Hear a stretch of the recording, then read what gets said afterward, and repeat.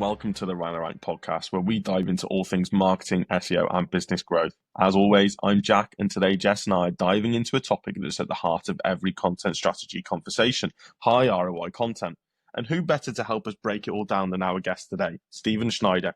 Steven is the co-founder and CEO of TrioSEO, a performance-driven agency helping B2B brands craft and execute ROI-focused SEO strategies through their signature 90-day sprints.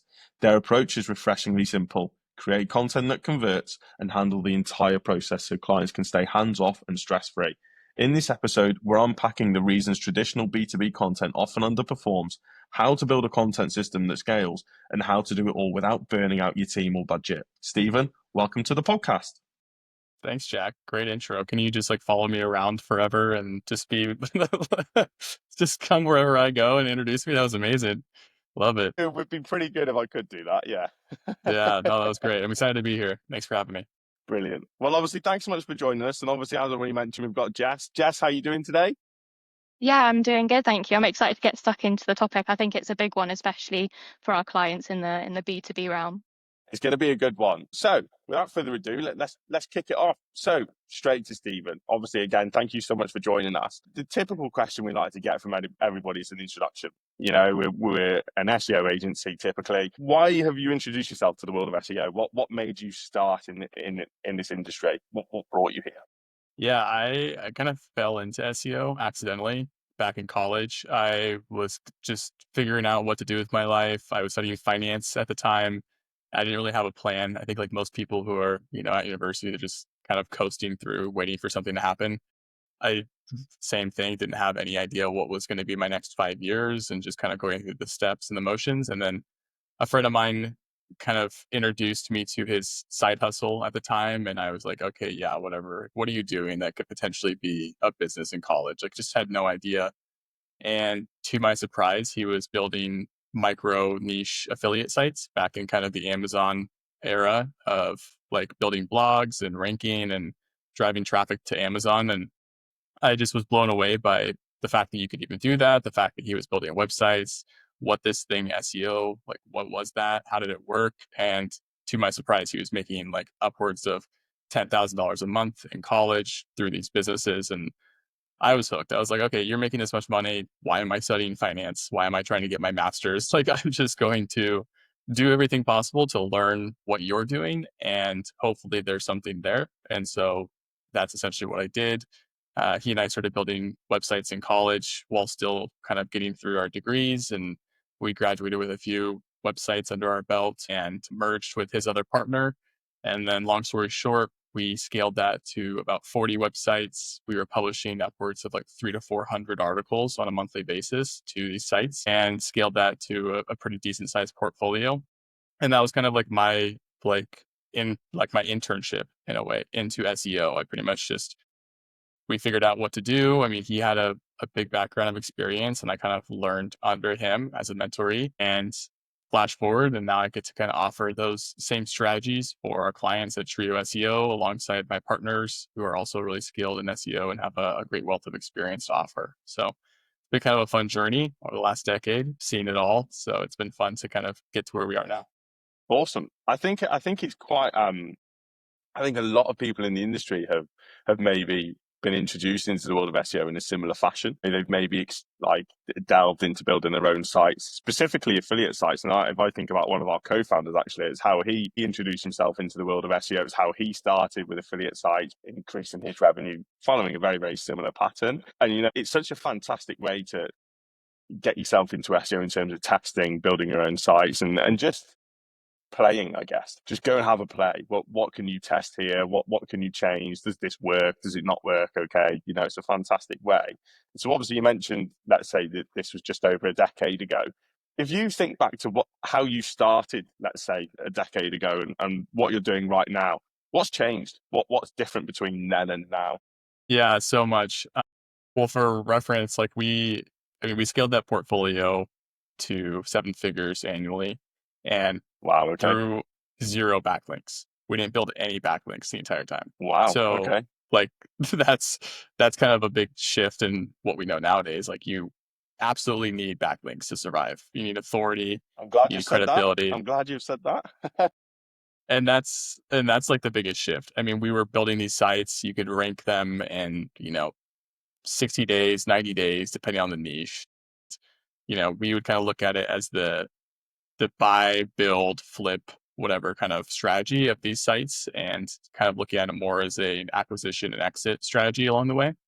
And so we could look at a niche, do the keyword research, figure out if this was going to be a 12-month strategy or a 24-month strategy, buy a site or build a site from scratch and put anywhere from 100 to 200 articles on the site and let it sit and do all of the kind of basic fundamentals of SEO at that time. And that was it. And it just magically started making money. And so the game is just so different now. And I think it was definitely a right place, right time opportunity to be there and kind of ride that wave. But I learned so much along the way, and I got my hands dirty in every niche. And I always joke with my team that I'm like, "Oh, yeah, I've seen this niche, or I've been in something similar." It just helps me a lot nowadays with clients because I can look at a site and know immediately what the competition is like or what the landscape looks like, and you can't buy that. That's just time and practice. So I'm very thankful for that. I guess that experience of, like you say, working with multiple different niches and being able to develop your own strategies, like you say, whether it be 12 or 24 months, is kind of the foundation of how you founded TrioSEO. And then that's where you've got that experience from. Was there anything else that kind of influenced the foundation? What really started that shift from being a very successful affiliate marketer to the owner of an agency per se? Yeah, the magic question. If you're making so much money with affiliate sites, why would you start an agency, right? Yeah, exactly. Well, the game changed. I mean, everything kind of toppled, to be totally honest. I mean, we got hit with 3 black swan events in 30 days. Google rolled out their first core algorithm update that specifically targeted the product review sites and niches. And then in that same 30 days, Amazon cut their commission tiers by about 50% overnight. We couldn't do anything about that. We woke up and just had this email that said, "Hey, be ready to make less money." And then this little thing called COVID also came out. So Yeah. kind of, we were like, okay, time to de-risk, figure what was next. And that was kind of like my slow exit away from the company. And still I'm great friends with those guys, like love them to death, see them probably once a week. But I just realized it was time to kind of move on to figure out what was next. And long story short, I kind of took a year off, joined a startup just to kind of figure out, like, is corporate or a real job, quote unquote, is it that for me? And I just absolutely dreaded every second of it. I hated it. I absolutely despised every second of it. And so I quit on the spot, didn't have a plan, and just was like, okay, I got to figure something out. Like, I will die before I do another day of this. And I was just going really hard on LinkedIn at the time. This was kind of like in the first early wave of LinkedIn creators and all that sort of stuff. And that's where I met Connor Gillivan, who's also super experienced in SEO and really, active on LinkedIn. And then I met his partner, longtime partner, Nathan Hirsch, and didn't really think anything of it. We just kind of started texting. We'd have networking calls. It was just really good small talk, and kind of felt that there was this vibe there, but didn't put any weight into it. Nothing really happened. One day I just said, "Hey, if you guys are looking to do something together, I would love that. I think that there could be something here." And they just, politely said, "Oh, we're not looking for anything at this time, but if you have any ideas, we're always happy to listen and kind of see if that's realistic."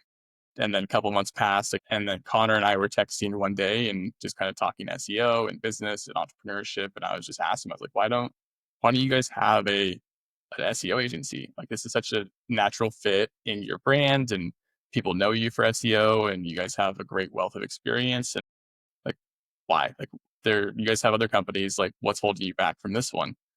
And he's like, "Oh no, we have it all mapped out. We have a 20-page marketing document. We have competitor information. We have pricing, sales, strategy. Like, everything's kind of ready to go and pull the trigger on it.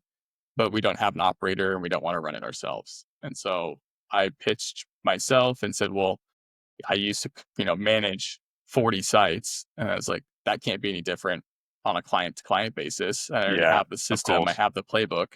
So if you guys can get some beta clients, let's see if we can make this work. And so, yeah, I set up Airtable pretty much overnight on a weekend and set up the system, and they got some clients, and there was a lot to learn aside from that, surprisingly. But yeah, that's kind of how it started. It was just like this really like dumb luck and question and kind of like close your eyes and jump first mentality and see what happens. And it's been going well so far. So I'm happy with just kind of taking that plunge and seeing what happened. It's all luck.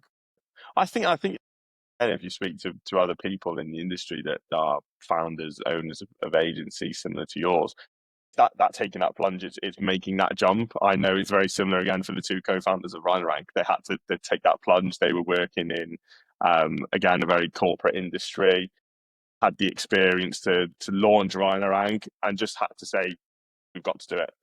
We've got to make that plunge. We've got to drop ourselves in the deep end and see if we can launch it, see if it works. And thankfully for them, it has, and it's been very, very successful. Very similar to TrioSEO. So it's one of those things that a lot of people have to do. So congratulations on that. Jess, do you want to crack us off onto the first section, and we can go from there? Yeah, sounds good to me. So I think the main topic of kind of this podcast is what we're doing is like B2B content. And the first part of that I think will be really interesting is to talk about the misconceptions and how damaging they can be to businesses, because with how fast-paced marketing is and with how fast-paced SEO is, I think a lot of businesses struggle to probably keep up with doing the right things.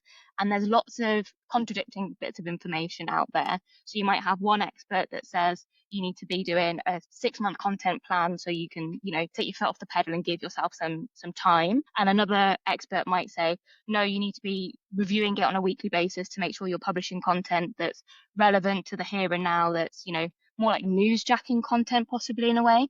So what would you say some of the most damaging misconceptions are within B2B content? Yeah, great question. I think from what we've seen as we've shifted gears to really focus on B2B clients and the B2B industries that are out there is that companies change and they're so agile. Is that, like, to your first point about like, do you go on a weekly basis for a strategy? Do you look at a 6-month strategy? And that was something we had to experiment with at Trio and really figure out what worked for our clients, not only from a internal strategy standpoint, but from a psychological standpoint as well. And so we work in 90-day sprints that has been successful for us so that they can be agile. They can send us adjustments. They can let us know if there's any internal updates that maybe they didn't know about 60 days ago and now they're high priority. So I think that one of the common misconceptions is that you have to always, be changing your strategy but you also have to be looking long term. I think that's accurate as well, but you can't be agile in SEO. I don't think it's as rigid as everyone seems and makes it, appear to be. And I think on the flip side of that, on the other kind of coin, is that you do have to believe in it long term. Like, you can't just look at this as a 3 to 6 month experiment and call it good and be like, well, that didn't work. I guess SEO sucks. And it's like, no, that's not really how it works. So you have to be able to sit with it and be realistic with the kind of upside and look at your competitors and say, okay, if they're crushing it, how long did it actually take them to get here? And how long are we willing to be patient to achieve the same success and have organic inbound pipeline attached to our website and not have to be reliant on PPC or email or social, and can look at it as an extension of our inbound rather than a sole driver of the business. Absolutely. And I think another thing that I've heard quite a lot of is people saying that more content is always better.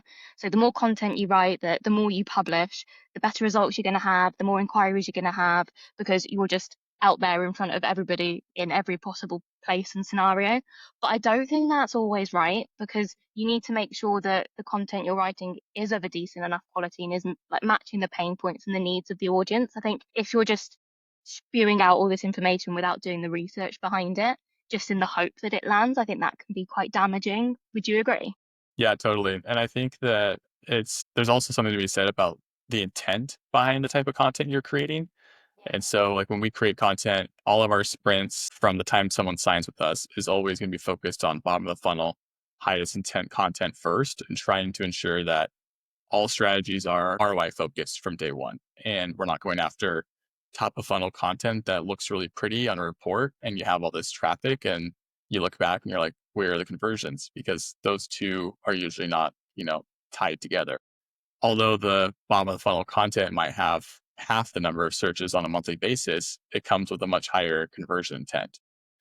Yeah, more content's always better, more opportunity, of course. I mean, someone could argue that, but I think that given how much money SEO costs and how long it takes to come to life, that was something I learned from creating those affiliate sites, was that if you spend a year in the wrong direction, you look back at the end of the year and you have nothing to account for. It's like, oh, wow, we just wasted a full year. Like you can't get that back. And I think that B2B service providers or, people who are in that space are totally on the same page. I mean, they have P&Ls to account for, they have budgets to, stick with. Yeah, I think that you totally hit the nail on the head there. It's like that famous saying, isn't it? Like, don't create content just for the sake of creating content. There has to be intention behind it. There has to be a purpose that's driving it. Yeah, absolutely. I think that matches quite well with how we try and approach link building with some of our clients as well, in the regard that what is the intention of your link building campaign? We can build links to content pieces, to articles that, yes, we would likely be able to help you rank higher over a long period of time. But what are you getting from those pieces ranking higher from link building to it? Are you just getting traffic for the sake of saying, oh, our organic traffic's increased by 50, 100%? That's great. But again, what are you getting from that traffic? Are you actually having any conversions? Is that driving real traffic that you actually want or need? Whereas we'd much prefer to maybe build links to service pages that, maybe they're slightly higher in difficulty, have much less organic search volume, but that's the kind of traffic you want to, again, prove your return on investment, prove that link building is actually working. So you're definitely right in saying that there's that almost correlation between agencies or companies in the B2B space that want to show that improvement, that want to achieve something very, very similar. I think that's spot on. I mean, when we form our sprints and 90-day, kind of strategies, we take a look and say, do they have content on the site that makes sense to start building links to right out the gate immediately? Or should we focus on building content for 90 days to get the content on the site and then making sure that the links are actually attached in the right sense? Because anyone can build links to the homepage, and sure, that's never going to hurt you, but is that the best use of resources? Who knows? It depends on the site, depends on the industry. And I would argue that it's probably better to get some content on the site and get the right content out there, and then look at, building authority to those individual pages and the homepage in addition to that.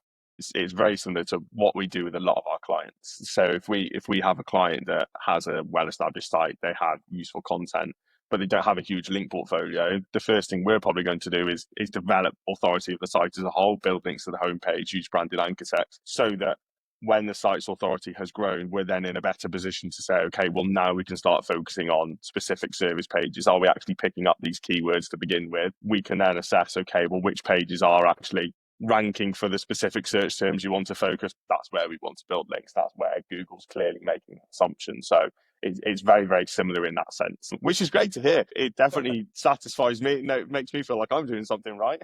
Me too. I'm just out here just guessing. So I mean, no, I'm just joking. Well, that's the beauty of SEO, isn't it? No one's really sure most of the time. Exactly. In terms of if we focus on AI, it's a huge talking point at the moment in the industry. How do you feel it's reshaping the way that your team's approaching content as a whole? Do you maybe use AI for creation of content? Do you use it for foundation? Do you use it for research in terms of the content you should maybe be creating to focus on these specific keywords in certain funnel areas? How do you use it, or do you not use it at all? We look at more of it as a tool within our tech stack rather than a sole dependent kind of inclusion. So we're very firmly against AI when it comes to content creation, and we're 100% human written. We have a large team of writers, big team of editors as well, 100% human edited along the way. But I mean, we're using Grammarly. So I think everyone uses Grammarly. They have AI involved. So it's not like we're excluding all AI from the start, but we don't want someone to just throw a keyword in ChatGPT and say, create a 1,500 word article, blah, blah, blah, blah, blah. I think that is where it gets a little dangerous and a little more risk on for what can actually, how it can be created.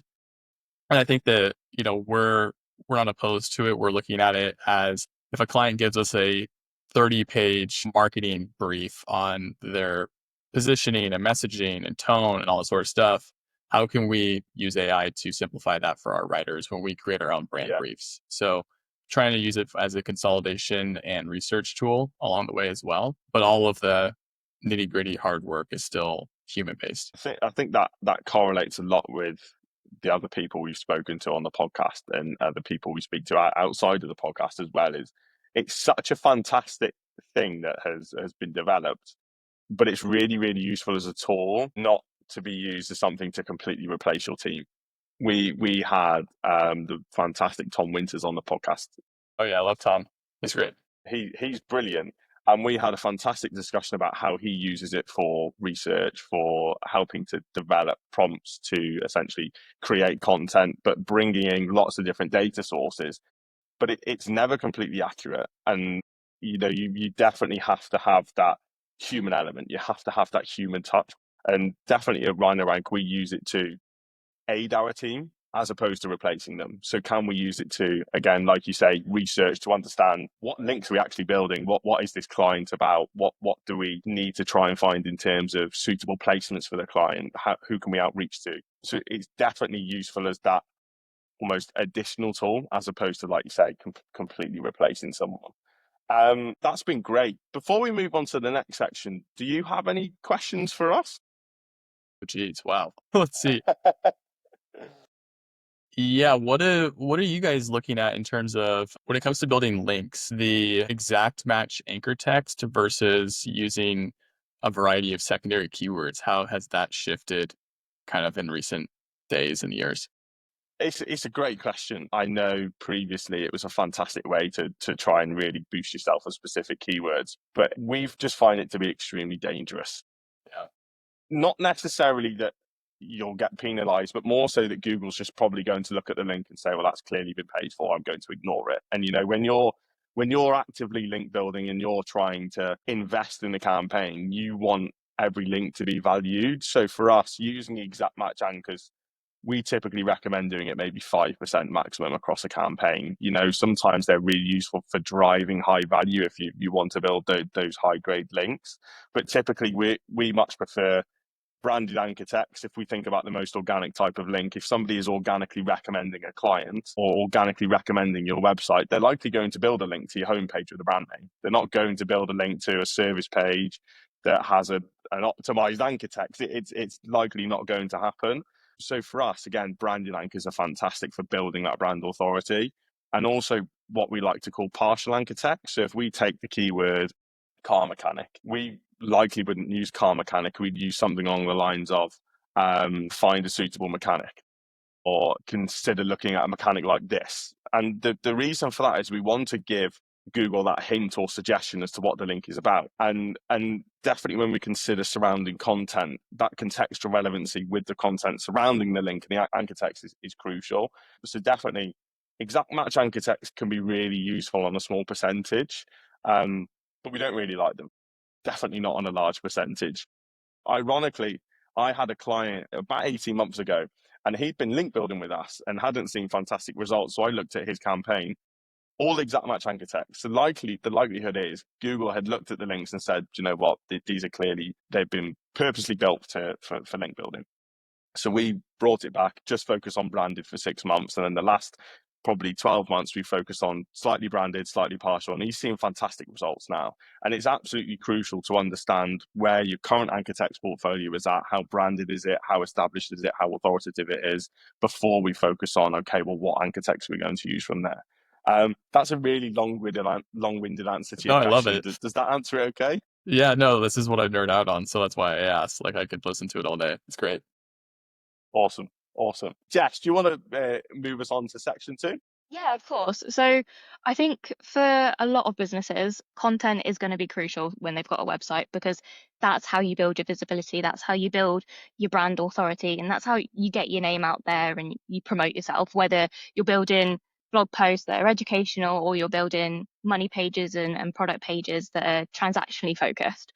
So I'm sure you probably have quite a lot of clients which come from a range of different backgrounds, a range of different industries, different purposes, different target markets. How do you plan your content sprints? How do you plan your 90-day sprints so they're targeted enough to meet the needs of those clients? Because I can imagine that there's lots of different steps involved and it's probably quite a complex process.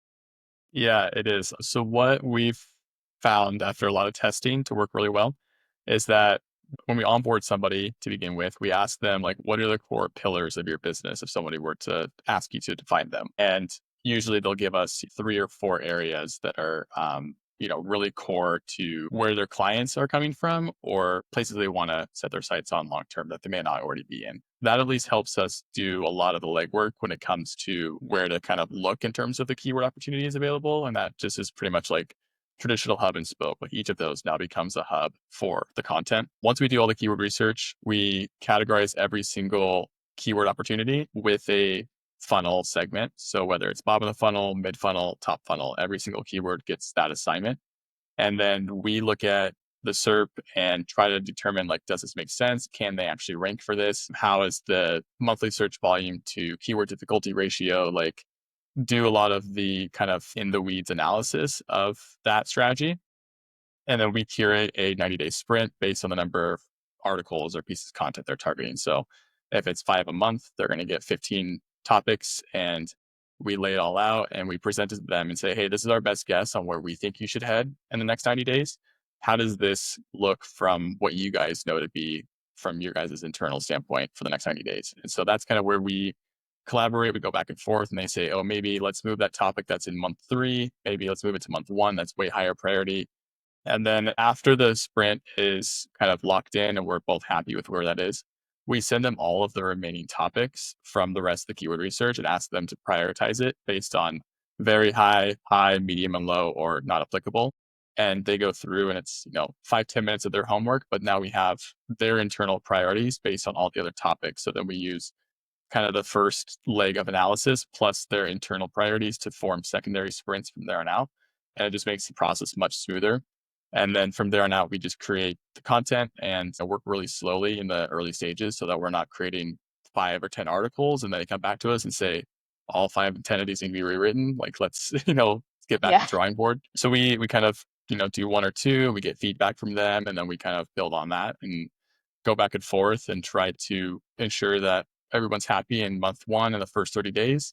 And then they can lean out a little bit and we can hammer down a little bit harder and we just kind of ramp up from there.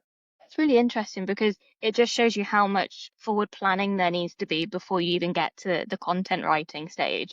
Because I think probably a lot of people, myself included, when I first started in marketing, you almost kind of want to jump the gun and just get straight into the nitty gritty of writing the article and publishing it and then seeing how it goes. But more often than not, if you do follow that process, you're not going to get the results you want because there's nothing backing up the content. There's nothing kind of backing up your thought process. It's just because you wanted to write about this topic, whereas you obviously need the data behind it to be the driving force.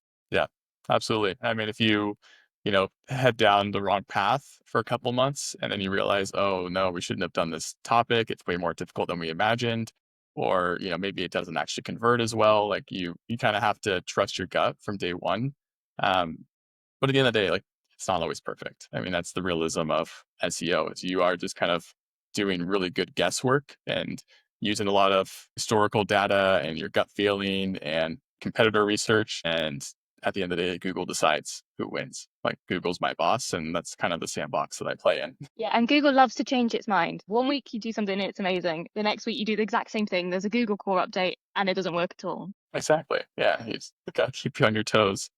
So for a business that maybe wants to apply the approach that you use, what would you say are like the top 3 things that they should focus on doing at like the beginner stage, just to kind of test the waters and kind of get started with content marketing?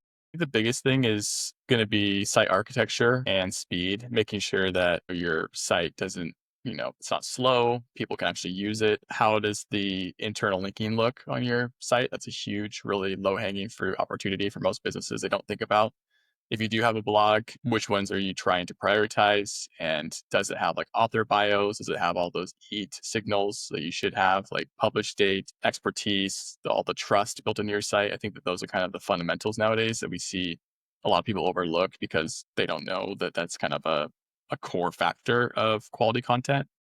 And then aside from that is doing keyword research with an intent focused strategy. So if you are going to take a stab at trying to go after blog topics, don't just write a blog because you think that your customers are curious about it. Like 9 times out of 10, it doesn't work.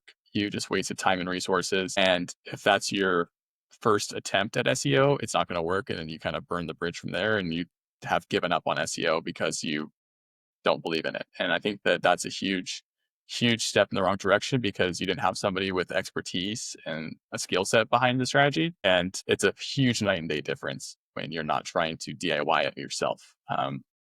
Even like with most of our clients, they have a DIY package and we try to offer support, and we'll do strategy and create the outline briefs and create the roadmap. And then they can write, publish, upload, do all this stuff on their end. But at least we're steering them in the right direction. So I think it just takes a look at, what resources do you have available? What's your timeline realistically? And how do you want to get there? That's kind of what I would suggest. And that's all really good advice. And I like what you said about internal linking, because it's something we've touched on the podcast before in a couple of other episodes, but it is so overlooked. People think when it comes to link building that, okay, I'm building backlinks, I'm building links from external websites, but they don't realize the importance and the power that internal links has. Like, I know at Rhino Rank, every time we publish a new piece of content, we do a quick search and we find, okay, what pages or what blog posts are already talking about that we can link it to automatically, help with the indexing of the new page and help give it that authority boost from pages that are already pre-established. So as you say, it's definitely a key thing that people need to do more of. Yeah. And also just, I can't agree more. It's a huge part of the puzzle, and not just looking at forward content, but like you said, going back to other articles, refreshing the internal linking there and making sure that updates are still applied. It's not a forward only approach in SEO. You really have to take a look at what content do you have historically sitting on the site, and how can you continue to leverage that beyond clicking publish and forgetting about it. It's not just like set it and leave it alone. It's like marketing. You have to keep your eye on the ball. You have to keep, an eye on what's going on, because it changes so rapidly.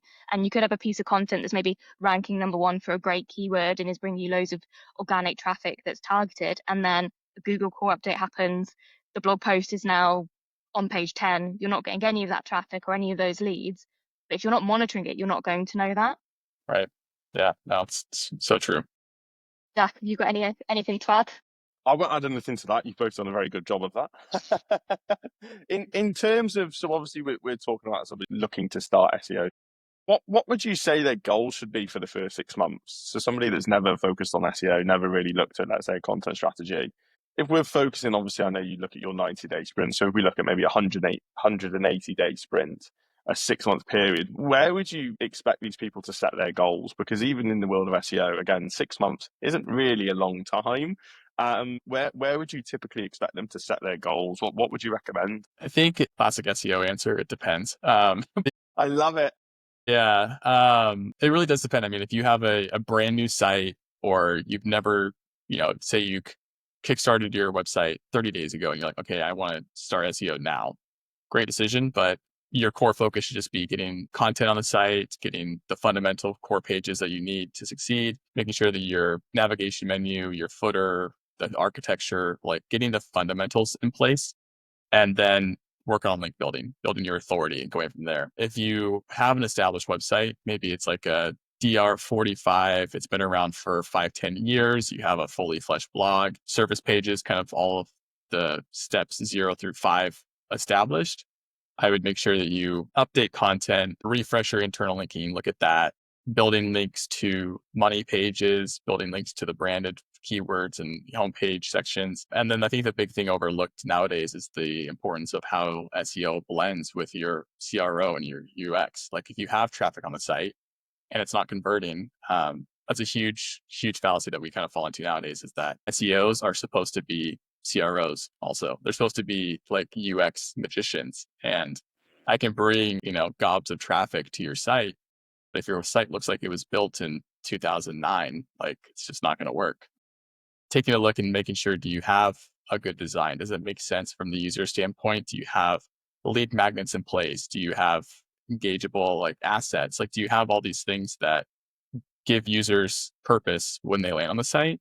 And how are they being ingrained into the ecosystem of the brand from that point forward? So there's much more to that conversation, of course, but I think it's looking at like 0 to 5 and 5 to 9, and then 9 to 10 being a conversion.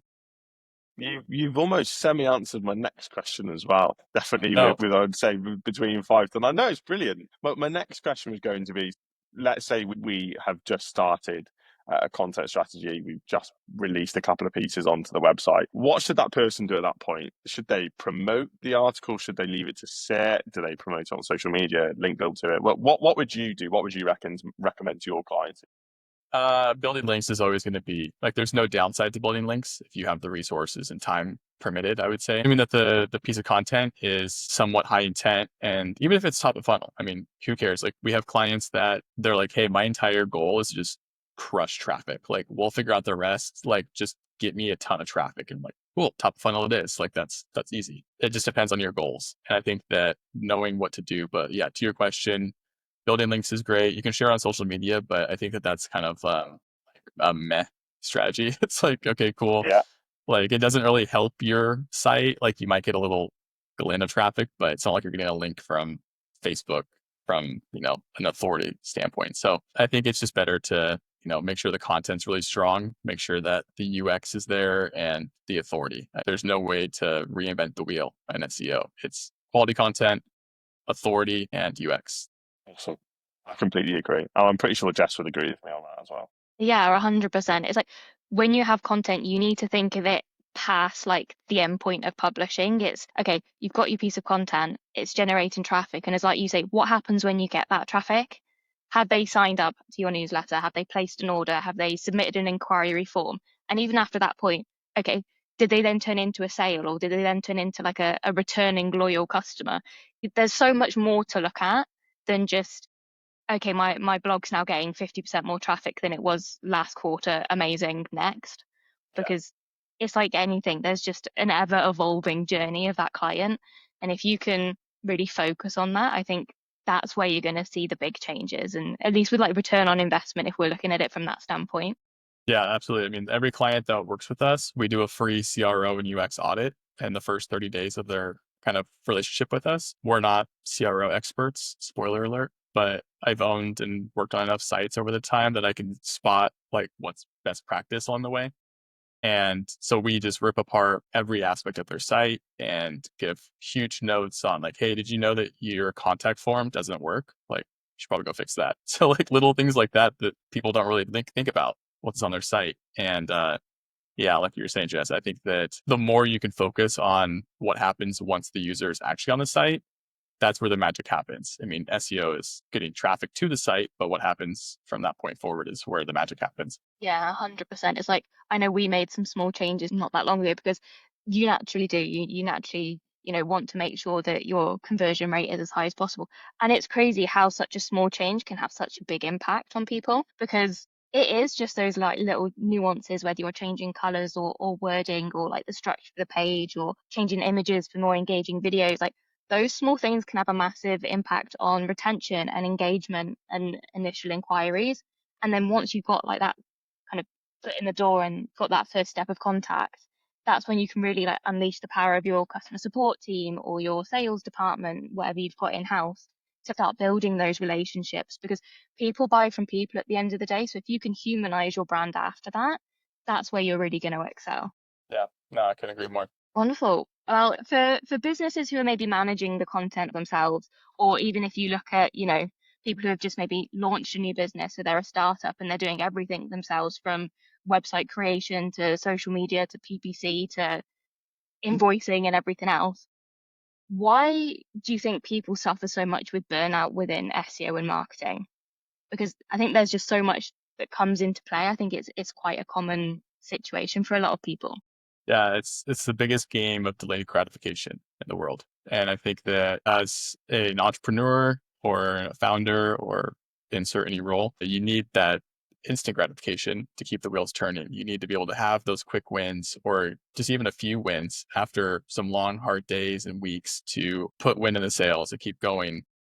And that's not how it is with SEO. It's very opposite. It's we're going to do this thing for 6 months and course correct after 6 months so that we can look at another 6 months. And in entrepreneurship and business in general, 6 months feels like 6 years. And to know that you're trying to do this thing and be patient and just trust the process with very little feedback along the way, that's painful. It's a very, very painful process. I don't know why I'm doing SEO, but it's just like addicted to it now. But I'm saying this, I'm like, am I crazy? Like, why am I doing this thing? But yeah, like I remember in college writing my first article about the best barbecues of whatever year that was on Amazon. And I remember I sold something on Amazon and I got a commission of 50 cents after like 2 months of working on it. And I was like, oh, this can work. And it was like that first feeling of success. And it wasn't obviously like any crazy money, but at the same time, it's the feeling that it does work.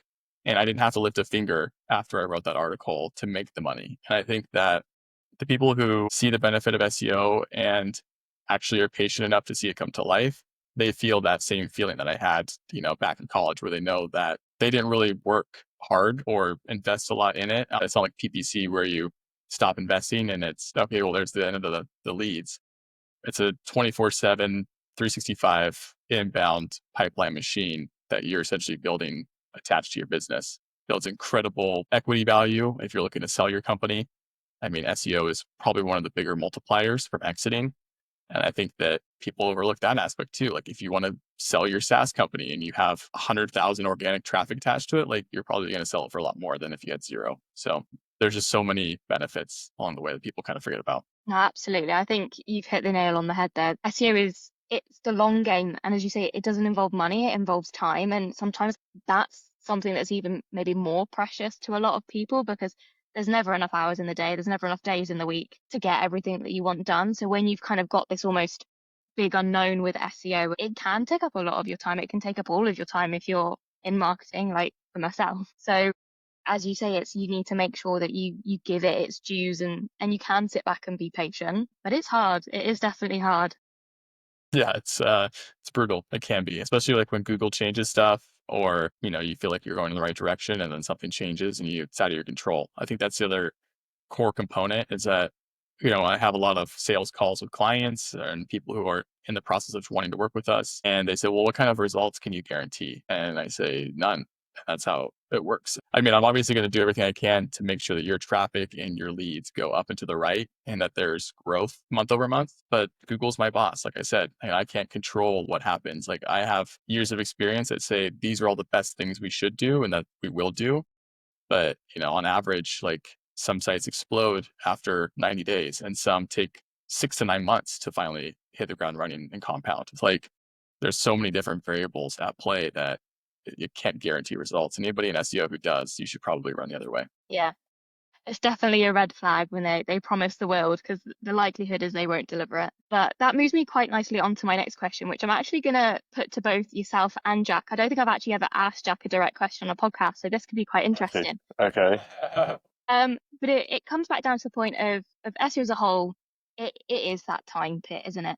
So for a business, how do they know when's the right time to outsource from a content perspective and then also from a link building perspective? Like when is the time that they need to, sit down, look at things and be like, I actually need to bring somebody in to help me with that. And I'll let either of you go first on that one. Yeah, I would say from a content perspective, if you feel strained about publishing 4 articles a month, which I would say is 1 a week, I think that as a bare minimum, that's a very easy goal to achieve. And if you can't hit that, then it's time to outsource. And I think that, writing an article a week, it's not an easy feat. I mean, it takes time to edit and research and do all that. But, if you actually set your sights on that, it is realistic. Where you want to scale from there is kind of up to you. If you wanted to do 10 a month or whatever, that's where I would say that's probably a little unrealistic. And I think that it really depends on how you want your SEO to come to life. If you're happy with a more slow, controlled approach where it's strictly based on your input only, that's fine. Like your 12-month timeline just turn into a 24-month timeline. That's great. But if you want to see those results come to life faster, it's better to have somebody behind the strategy, leading the charge. I mean, we write, we edit, we upload. Everything that you need to succeed is 100% off your plate so that you can focus on what actually moves the business forward. And I think that that's where the common pitfall is of many entrepreneurs is that they're trying to do everything to the best of their ability and stretching themselves thin when really there's a much higher return on hiring an expert to see it through. It's like, if you didn't know PPC, would you throw $5,000 a month at PPC when you didn't know what you're doing? Probably not. Like the same mentality should be applied toward that or SEO or web development? Like, would you go try and learn Python because you think it's cheaper and easier? Like, probably not. So I just think about like where your strengths lie, play to your strengths, and let others who know their strengths do the rest. Yeah, I love that. Yeah, I'd probably say something very similar in terms of link building. I think the big thing with link building is, unlike some elements of SEO, link building isn't rocket science. You know, what we do on a day to day, anybody can do. The difficulty that the majority of people face is the time, the time consuming element of link building in terms of finding a suitable placement, reaching out to this placement. Would you be happy to work with me to build me a link in your blog? I feel it'd be a fantastic addition to this article. It's really going to add value. Yes, if you think about it on a scale, it becomes very, very time consuming. And if you're a small business and you've got 100 referring domains and you're building 3 referring domains a month or 3 referring domains every 6 months, it's really not going to move the needle. You know, you're really not proving to Google that you're developing as an authority, you're developing as a popularity. And I think at the start, if you can understand the concept in terms of link building, maybe you do your own outreach, you find your suitable placements, you understand the elements of anchor text and suitable placement pages, fantastic, get going. But it really does boil down to, are you building enough? Is the volume there? And that's typically where a provider such as ourselves comes in really handy. We could build at that scale. You know, we've got a team of 25 to 40 people in-house that building links day in, day out. It's literally all we do. We build on average, I would say, anywhere from 6,000 to 12,000 links on a monthly basis for an array of different clients. We build a huge number of links because these clients don't have the time to. They simply don't have the time to, and maybe they don't have that understanding, they don't have that expertise. So it definitely boils down to, can you meet that volume that maybe your site requires, and do you have that? Do you have that time? Really, that's the biggest thing. Do you have the time to do it? Because it can be such a time consuming element, and that's ironically why a lot of agencies come to us, because they want to focus on other elements like content, on page, technical, because link building is such a time consuming part of SEO as a whole. So if you're struggling for time to go and build links, there's plenty of fantastic link building providers out there. But find someone that works. Yeah, definitely. And I think, especially touching on what Steven said about SEO and PPC, you wouldn't just throw money at something without really thinking about it. And I think if you look from like a business perspective, if doing link building or writing content would take you, just say 100 hours a month, because it's a nice round number, what's your like hourly salary? Why not use that money to get the expertise from an agency or a professional freelancer? Because you're then not losing any kind of monetary value. You're just using it elsewhere on somebody that maybe has experience in a sector that you're not a professional in. And that's absolutely fine. I think you need to be able to, you know, understand your strengths, and then where you're maybe not as strong, go and find somebody that you can work with who can teach you and who you can also learn from as well. I think that's a big aspect. Yeah, and I'd even push back on like the fact that, think about what your hourly or monthly salary is. I would say probably 1.5x that number, because you're only able to get that salary number in your given expertise field. So if you think that you have the same efficiency and output in a world that you don't know, like you kind of have to go through the labor pains of learning all of what not to do and touching the stove to know that it's hot. And it's going to take much longer than somebody who actually has an expert. So yeah, how can your time be used most efficiency? Like that's the ultimate question as an entrepreneur. And once you answer that, like everything else is much easier. Yeah, absolutely. Well, Steven, thank you so much for joining us. It has been absolutely fantastic to speak with you, to get some insights in terms of how even Trio SEO works, your 90-day sprints. For the listeners out there, you're really going to like this. Steven has very kindly offered anyone listening the ability to have 50% off your first month's 90-day SEO sprint. So if you'd like that, let us know, and we'll put you in touch with Steven. And yeah, you can get 50% off, which I think is absolutely fantastic. It's the first time we've had an offer to end on. So thank you very much, Steven. Yes, thanks so much, Jack and Jess. It was a great conversation. We'll have to do this again soon. Absolutely. We'll definitely have to have you on again. We'll do a version 2, a 2.0. Yeah, I'd love that. And that brings us to the end of today's episode. If you liked what you heard, make sure to follow the podcast, drop us a like, drop us a comment. We'd love to hear how you're applying these insights and strategies to your business. We've got more brilliant guests lined up, so stay tuned for the next episode. Until then, this is Jack and Jess signing off. Thanks for listening, and we'll catch you next time.